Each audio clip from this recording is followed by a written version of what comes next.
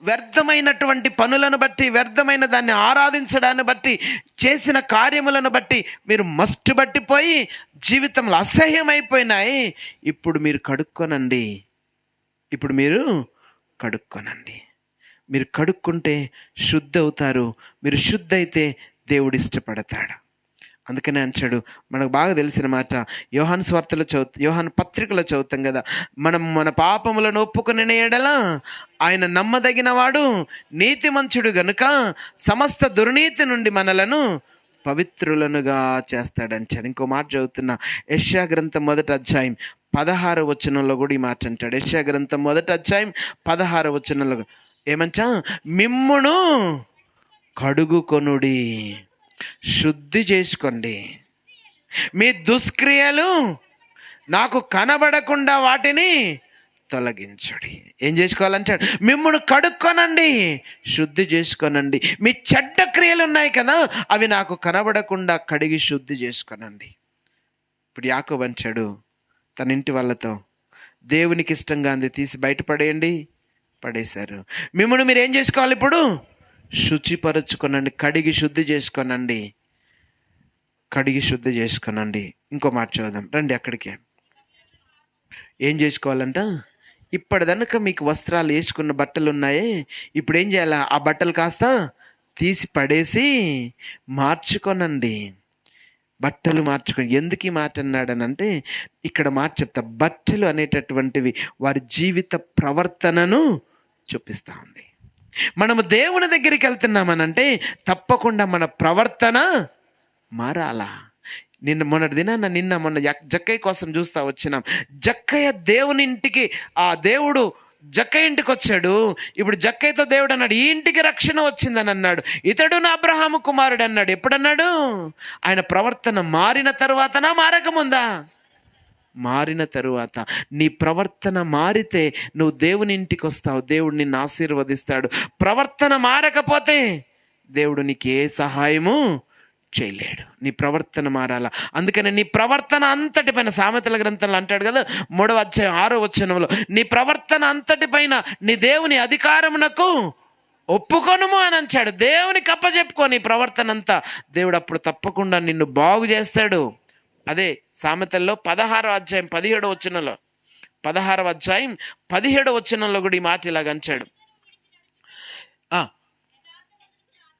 ఏంటంటే అండి, ఏం విడిచి నడుచుకోవాలంట?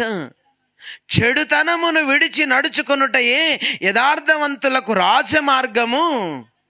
తన ప్రవర్తనను కనిపెట్టువాడు తన ప్రాణమును కాపాడుకొనుడని. అదండి, తన ప్రవర్తన కనిపెట్టుకునేవాడు వాని ప్రాణాన్ని కాపాడుకుంటాడు. యాకోబు రండి, దేవునికి ఇష్టంగా అంది తీసి పడేయండి, మిమ్మల్ని మీరు కడుక్కొనండి. ఇప్పుడు ఏం చేయాలి? మీ ప్రవర్తన మార్చుకొనండి. మీ ప్రవర్తన కాస్త మార్చుకొనండి. తర్వాత చదవండి అక్కడ, మనం లేచి, వినండి, ఎవరు లేవాలంట? మీరు లేచి బేతేలుకి వెళ్ళాలి అనలా, నేను లేచి బేతేలుకి వెళ్ళాలి అనలా. ఎవరు వెళ్ళాలంట? మనం. కుటుంబంలో ఇది ఉండాలా. అదేంటంటే రండి మనం భోజనం చేద్దాం, రండి మనం ప్రార్థన చేద్దాం, రండి మనం మందిరానికి వెళ్దాం. మనం ఇక్కడ ఐక్యత, కుటుంబ ఐక్యతను చూపిస్తూ ఉంది.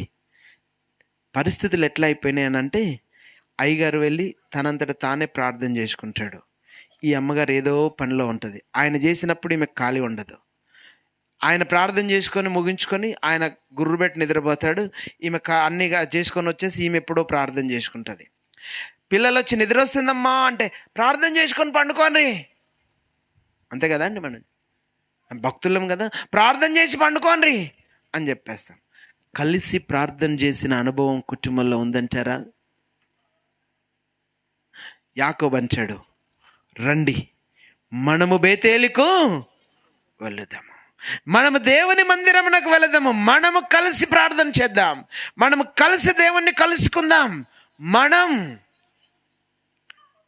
ఓ మాట చెప్తా, మనం అన్న ఆలోచనలోనికి మన కుటుంబం రాకపోతే ఈ కష్టాలు బాధలు తీరవండి. దేవుడు సహాయం చేయడండి. మనలో ఐక్యత రాకపోతే మనం కలిసి ప్రార్థన చేద్దాం. నువ్వు ప్రార్థన చేస్తుంటే నీ పక్కనే తను కూర్చొని ఆమేన్ అనాలా?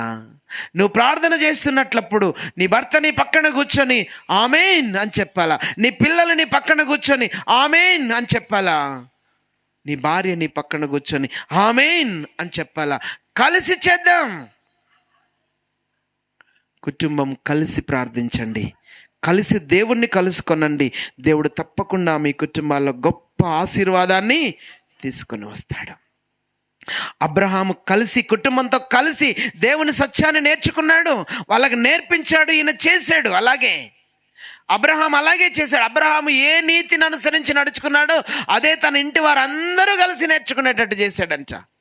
ఇప్పుడు అబ్రహాం వచ్చేసి ప్రార్థన చేసి, ఎవరిని పిలవకపోయినా ప్రార్థన చేసుకుందాం అంటే అందరు ఏం చేస్తారు? మీరు నాతోనే ఉన్నారా? అబ్రహాం వచ్చి ప్రార్థన చేసుకుందాం అన్నాడంటే చేసుకోయా నువ్వు, మాకు ఇంకా పని తీరలేదు అని అనేవారు ఉంటారు? అబ్రహాం ఇంట్లో పని వాళ్ళు, కుటుంబం, పిల్లలు మాత్రమే కాదండి, పశువులు కూడా ఏం చేసినాయంట? ఆ ఎలియాజర్ అనేవాడు బావి దగ్గరికి వచ్చి మనం ప్రార్థన చేసుకుందాం అని అరిశాడు. అరిస్తే ఎవరు మోకరించారంట? తన పని వాళ్ళతో పాటు ఒంటెలు కూడా మోకరించినాయంట.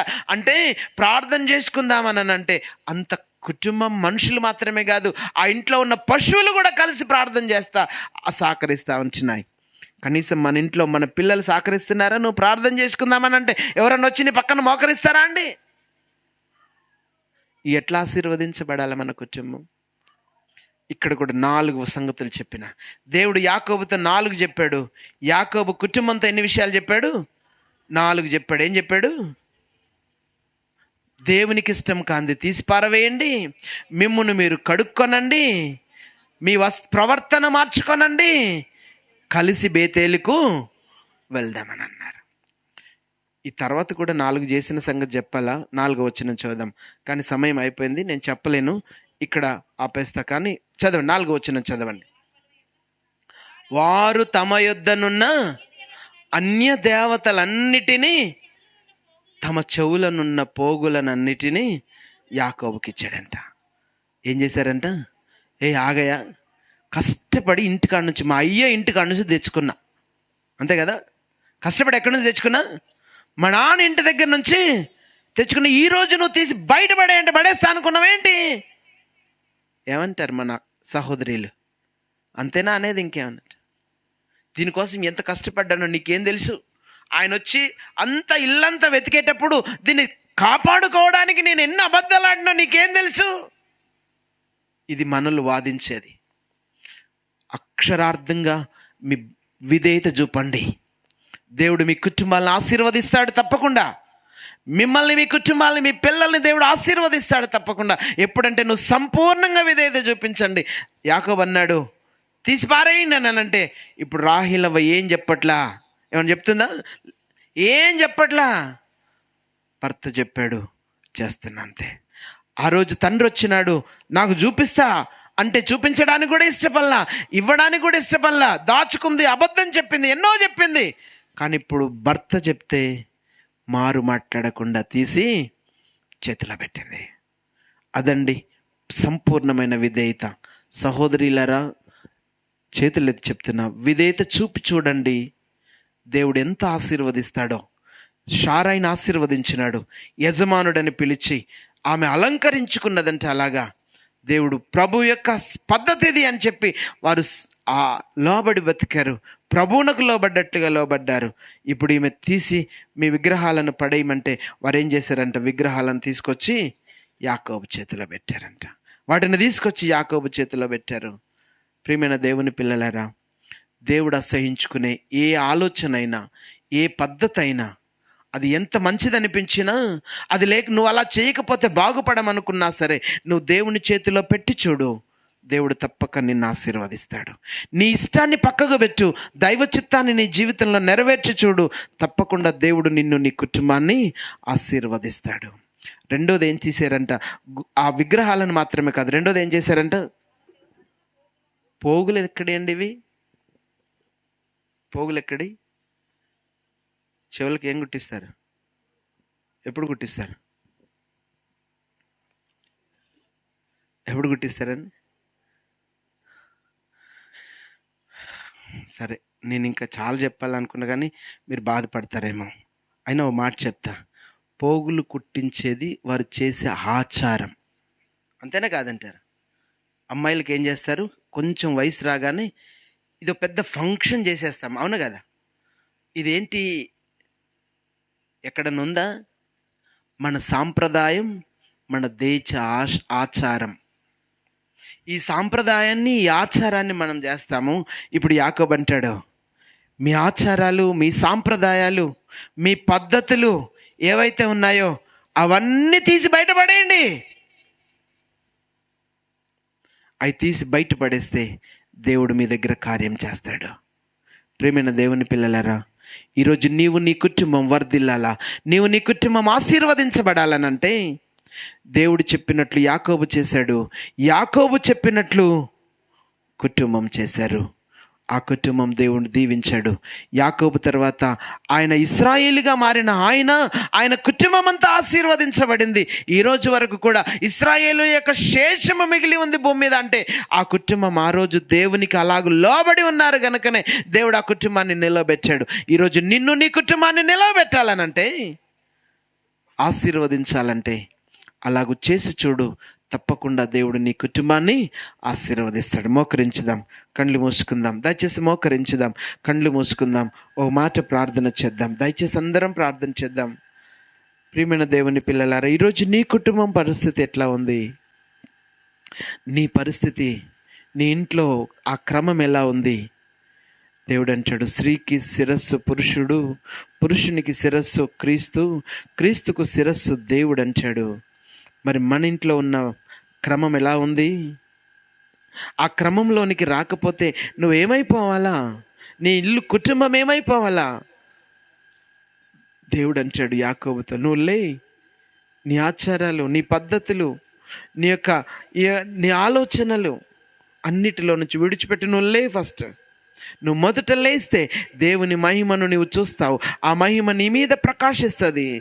నువ్వు చచ్చిపోయిన వారి మధ్యలోంచి, మృతులలో నుండి నువ్వు లే, క్రీస్తు నీ మీద ప్రకాశిస్తాడు.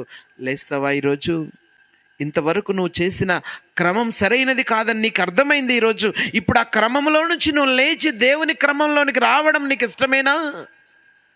అయ్యా, నాకు ఆశ ఉంది, ఇప్పటిదనక నాకు తెలియక, చెప్పేవారు లేక, సత్యం ఎరుగక, నాకు ఇష్టమైన క్రమాన్ని ఎంచుకొని నా ఇంటిని పాడు చేసుకున్నా. మా ఇద్దరి మధ్యలో సమాధానం లేదు, పిల్లలకి మాకు మధ్యలో సమాధానం లేదు, కుటుంబంలో ఆశీర్వాదం లేదు, నెమ్మది లేదు, సమస్యలు వస్తూ ఉన్నాయి. ఇదిగో ప్రభువా, మా ఇంట్లో నెమ్మది కావాలా, మా జీవితంలో సమాధానం కావాలా, మేము దేవునితో కలిసి సంతోషంగా బ్రతకాలా, మా క్రమాన్ని మార్చుకుంటున్నాం. ఇప్పటిదనక తెలియక వేరే క్రమంలో నిలిచి ఉన్నాం. ఇప్పుడు దేవుడు అంటున్నాడు, లెమ్మంటే మేము లేస్తున్నాం, విధేయత చూపిస్తున్నాం మా దేవునికి. చెప్పగలవా నీవు ఈ రాత్రి?